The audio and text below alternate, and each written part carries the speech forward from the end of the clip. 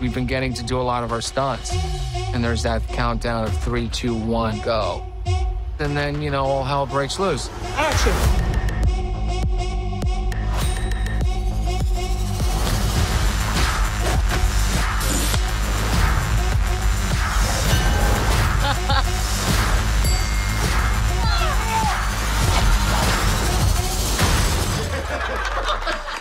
That was the easy part. Yeah. So here we're at the Merdeka 118, getting ready to do a real base jump off the second largest building in the world. Let's do it. Hey, okay.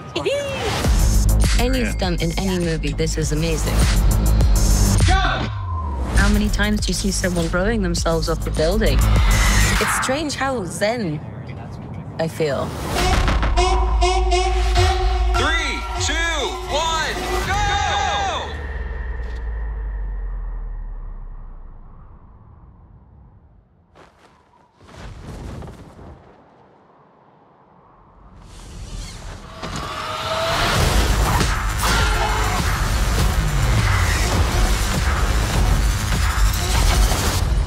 So much fun. It was a really beautiful experience to make this movie.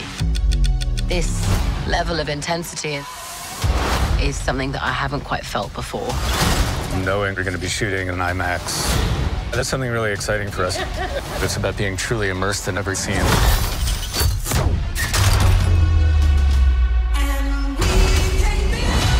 We're able to use the absolute best new camera technology for it to be truly IMAX. Every single shot and every frame will speak for themselves. It really excites me and switches on my brain. It makes everybody full of adrenaline. And it makes you so appreciative for each shot. Because you're like, yes, we all did that. Full rehearsal. At the beginning, Jake asked me, do you like heights? So I was like, I love heights. We wanted to give the beginning of the movie a little more weight and a little bit more surprise and up the stakes. So we decide we're going to go to Kuala Lumpur and go to the second tallest building on the planet and literally put Florence Pugh on the edge. Let's do it. Hey, okay. I've been excited about that since I read the first page of the script. Disney Health and Safety just said no, you know, and that's a very reasonable thing to say. It's not a zero-risk thing to attempt. And it's only because she believed in it so much. She took it upon herself to elevate it because she trusts our amazing team. This rig behind us is the result of an incredible stunt team, which is really from the beginning set out to do something unlike anything we've ever done before. So this allows us to descend Florence herself off the second tallest building in the world. Rolling cameras. All cameras feeding. Copy. Ready, and 3, 2, 1, go!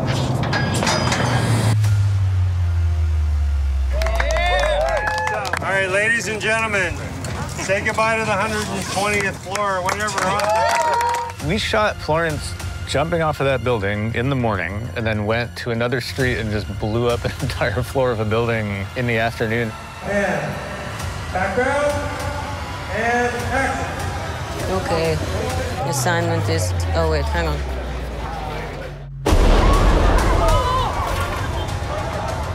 Assignment is complete. Dude! Blew up the building today. What else can we do? You two, like, neither of us are ever gonna have a day like this ever again in our careers. It's great. I think it'd be sick.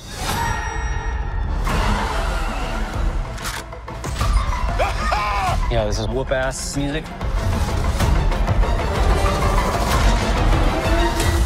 It's getting so tense in here.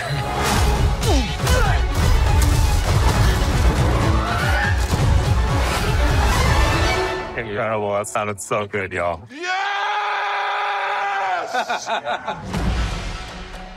You are both veterans of the MCU. What made it special to revisit your characters for Thunderbolts? I mean, it's, you know, it's an extraordinary opportunity to play a character. We both played these characters in Black Widow, and we developed these this relationship, and we planted these seeds, and then you never know, like, what's going to happen in the future, what Kevin Feige and Lou Esposito have in mind for the future of whatever. So it's just an incredible privilege and opportunity to be asked back and to do this again. And I think we went in, both of us, kind of guns a-blazing, trying to mine this relationship as deeply as we possibly could and to pay off all of the things we set up and to plant seeds for the future of who these people are and how they can affect each other going forward and how they can need each other going forward. I think also just on top of that, Jake really wanted this movie to be a film that anybody could watch without having watched any other characters' backstory movies. And while that, you know, was a great idea and really cool, I know that we both felt really defensive about the fact that, no, that might be true, but we really need a conversation about the fact that Natasha has gone and what that might be doing to both of these characters. And even though we're trying to create a movie that people don't need backstory, we need it, our characters need it, and as actors, for us to know where we are at and where our story is going, it was just something that we both felt very, very protective of. Did you have to prepare physically for your roles, and what type of training did you do? Yes. Of hot yoga. Did a lot of hot yoga. We had incredible, you know, we all trained, and, you know, not only with stunts, we had incredible trainers. You had to train a lot for, we all did, but you really did. Yeah, I mean, that was a hard challenge because there's multiple body types that really only make sense for certain characters, right? So in the beginning, playing Bob, he's supposed to be kind of smaller, and I did as much with my body language as possible, but then also I worked with this trainer, Brendan, who really we worked hard to get him in a place that was really strong physically, but lean, so that it looked like he was kind of vacuum sealed. And then we literally had 2 weeks before his reveal, and at which point we thought there was going to be kind of a pretty serious reveal. So I was like, we'd finish the day at like 9, and then I'd go work out for like 2.5 hours, and then I'd work on lines, and I'd go to bed, and I'd wake up at like 5 in the morning. And I was like, it was really important to me because I was like, it irks me when I watch something and their power is dissonant to their physical presence, you know? And so I really wanted that to be as believable as possible. Obviously, powers can look and materialize in a lot of different ways, but it was important to me that there's some sort of thing in the serum that actually starts to kind of like metastasize within his body. And you don't see much of that on camera, what I did, but it really helped. When you see it, it gets a reaction. And and also when you're doing all those stunts, which I hadn't had that much experience with, it's really helpful to be able to have that stamina and be able to do it over and over and over again. So being literally strong and fit for that was like very, very important. Yeah. And the reason why, like, I mean, for me, it goes, like, the reason why I really connected to the hot yoga as well is because, I mean, I did a lot of it, and I know we all joked about it, but it's because, do you know what it is? It's a whole different training to Ava Starr when in my previous movie, Ant-Man and the Wasp, because in this one it's a control, and it's keeping control and doing all the positions in hot yoga and keeping focused, and it was this kind of different training and energy that I was connecting with a lot with this energy that I was bringing onto set with the training. So yeah, I mean, that makes sense. But I did a lot. But yeah. It's punishing. I didn't do any of that. That's insane. And we all ate chicken, rice, protein, nutrients. Yeah, a lot. Besides Marvel's signature action, there's a lot of humor in the film despite its darker tone. As an actor, how important was it to you to have moments of levity in the story? Very. When a movie takes itself too seriously, it can really be not fun. And part of the experience of being in a Marvel movie is like, let's have some fun. That's part of the experience. Is like I'm going away from my home to have this 2-hour experience where I'm going to laugh and cry and feel all the emotions. And humor is an important part of our daily life to keep you feeling fresh and excited. So to me, it's very important. Humor, definitely, of course, but also I think it's getting the audience to invest and to care about these people and these people together. And I think it's really interesting because I really do feel like everybody was a good fit. I mean, even on and off screen. Mm-hmm. And just personality-wise and mindset, and I think if you understand what these characters are trying to learn from or get through, then I think you're invested and you want to see them succeed. Mm-hmm. What impressed you both the most about the production and the crew? Well, what surprised me the most, and delighted me the most, was the amount of people and departments it takes to put this kind of production together, and the expertise that comes to bear. And I was very, I was awed by that fact, and that there are so many people bringing their absolute A game to this. It kind of feels very old Hollywood in a way, because there's so many, the props department and the stunts and the and costumes, and all of it is so well thought through and so layered with expertise that I was just, I bow down to all of it.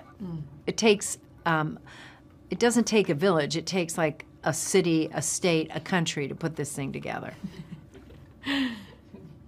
Yeah, I think what was so cool about this was how most of the stunts and effects were shot practically. There's very little CGI, which is quite unique for a Marvel movie. So I think that was really cool to watch and impressive, and just, if there was a helicopter in the sky in the scene, the helicopter was really there. Yeah. What makes this band of heroes relatable? Oh, that they make so many mistakes. And they hate themselves. So much. And they're struggling to work with one another. They don't know how to share. They don't know how to. They don't know how to ask for help. They don't know how to ask for. They also are just like they're so used to being such lone wolves that they don't know how to even communicate or how to have any etiquette. And I think there's something quite wonderful and charming about watching all of those. What's the word? Attributes. Yeah. Together. Yeah. My brain. No, it's great attributes. Yeah. You were like, what's the word? I was like, misfits? Yeah. Like crazy people. Yeah. Yeah. Watch them try to team up, because they do team up despite their willful trying not to, and their willful need to believe that they are unlovable, unforgivable, unworkable in this world. They do wind up coming together. As an actor, what was important for you to convey about your characters? You do relate to the character in your own way, in your own self, because, at the end of the day, I'm not a ghost, so I can't, sit here and go, so I phased yesterday. Like, it's the emotional and complex, making these characters three-dimensional, four-dimensional. It's connecting with what the character... what the struggles are of the characters, which is what, we want the audience to feel relatable. I can relate to my character. There's, when you have your guard up, there's, the idea of loneliness. There's also sometimes not believing you can deserve to be a hero, or forgiveness, or second chances. And I think, I definitely draw, personal experiences as an actor with who I'm playing, which you can start from, and that just starts from a real heartbeat in a real place. Well said. Yeah, I think oftentimes you can end up doing almost like it's like telephone, where you kind of are inspired by these performances or these versions of stories that have been told already, and they're kind of echoes of something that is actually true. And so I really felt it was important to kind of try and remove those echoes from my kind of like landscape of architecture as I was trying to build Bob, and come from a place of truth, and a place that was my own, which was I was lucky that was kind of welcomed in this circumstance, What was it like working with the director, Jake Schreier? Jake is very dry, but very funny and cautiously optimistic, I would say. Cautiously optimistic is good. He had like a really good handle on what this is, I guess, what this movie is, what the tone is, and what makes this movie. How is it funny and different than something like Guardians of the Galaxy, or how is it as real as something like Captain America: Winter Soldier? And he found its own thing. Nothing's too much, or everything's just enough. He had a very specific vision of what he wanted to make in terms of emotionally, and it wasn't always like, you know, he came at it from, this is not perfect. And anytime I've ever done a movie, no matter what the movie was or show was, which is, this isn't perfect yet, but we're going to make it as good as we can. And not like, I'm amazing, I'm really good, and I know what I'm doing. And so if you don't do it this way, it's not going to work. If you come at it that way, I'm always like, oh God. But if it's like that, it's always been a wonderful experience, and Jake is inherently that way. I think everybody had this feeling of like, oh my God, I think he's actually listening. Where like a lot of times you'll hear a director listen and you're like, I don't know if they heard anything I just said, and then the changes don't happen and you're like, oh, okay, whatever. Jake listens, he hears you. We were rehearsing and debating and coming up with that last scene until the day we did it, and it still wasn't perfect. You know, it worked. I mean, major changes that we were making because it just wasn't work. And then we kind of found the thing that clicked that last night in that hotel room we were all sitting in, where like, you know, it was just felt like we were going to blow up the movie, but that was the magic sauce, and we got it to a point that really worked. And yeah, Jake allowed for and a lot of I mean, he never patience. Lost. It's cool. It's just it's a lot to do, and I think there's a lot of pressure, and so anyway, he's great. I'm so grateful to have worked with Jake Schreier on this film. We couldn't have done this film if he hadn't been involved. His dedication to the grittiness, the tone, the rawness of the movie and of the story itself. He was devoted to character arc and development, and the story has a real shape in the film, which I think audiences are going to really respond to. There are characters to be properly rooting for in an emotional kind of way. And, by the way, he straddles the world, Jake did in his direction, straddling the world of comedy and drama very expertly. I mean, very finely tuned. Amazing. I think Jake is such a brilliant filmmaker and really brought his kind of, excellent taste and instincts to this, and is just an incredibly thoughtful, so detailed in his work, and I think it really kind of, the film is so much richer for his input. Oh, it was amazing working with Jake. He, all of the things that we've said that we loved about making this movie, it was him that really argued for it and defended the themes of this movie. So it just was a huge honor to be able to do a Marvel movie in this way. And what was he like to work with? He's such a supporter. He really believes in every single person that he hires, and he just thought that we were all great. That's what was so brilliant, was like when we'd go on set and he would ask us to do something ridiculous, because sometimes you do have to be asked to do ridiculous things on sets like these. He'd be like, now I know, but can you just trust me because you're amazing and you'll sell it? And you're like, okay, I'll do the thing. He did make us all feel very loved. So loved. And it was genuine. Like, I think he says it many times in interviews, and I believe him every time he says it, he just says, like, why'd you want to do this movie? And he's like, this cast. Yeah. He's like, can you imagine having this cast together? Yeah. And you're just like, oh yeah, you really do love us. He really loves us. And that's a beautiful thing, to walk onto set and know that you're going to be taken care of by a director in that way, and not compromised for some other department. And so it was really nice. Several of the actors have played their characters before. How did their character knowledge help you as a director?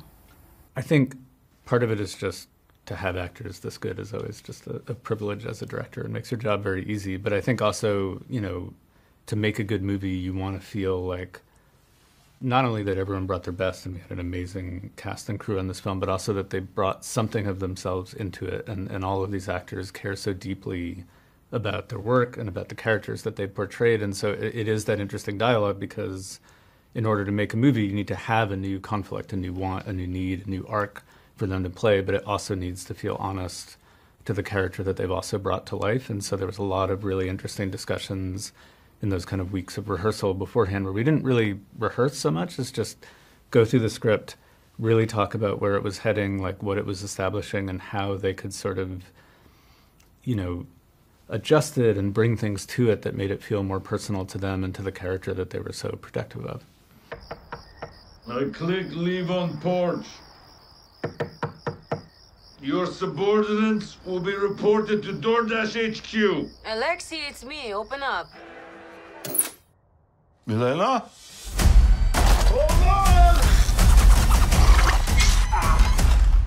Yelena! Hi, Dad. Sorry about the wait. It was an important call. Highly classified. Lot of work. Many irons in fire. You feel fulfilled? Oh, yeah. Yeah, so full. So filled. But why do you ask this? What brings you here?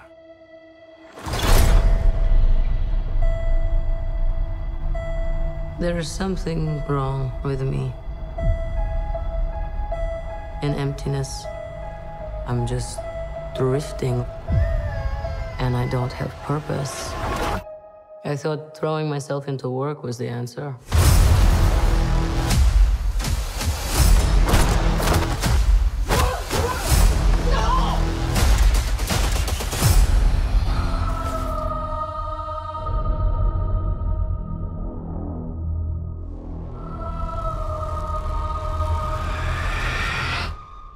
With your feet on the air, your head on the ground.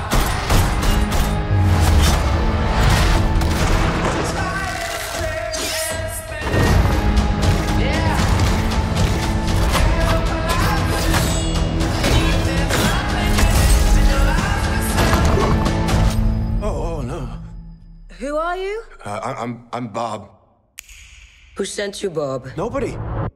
You were all sent?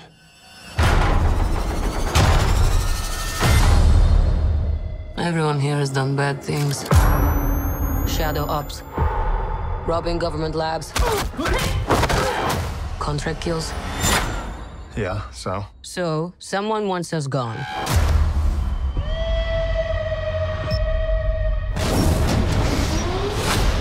What the hell? We're brought up with this belief that there are good guys and there are bad guys. What's the plan? This could get messy.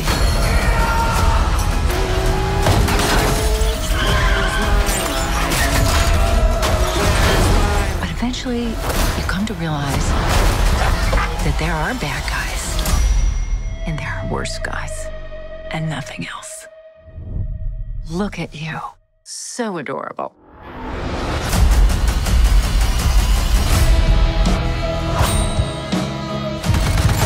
Don't worry, she's bulletproof. What happened to bulletproof? It's bulletproof-ish. Is that Bucky?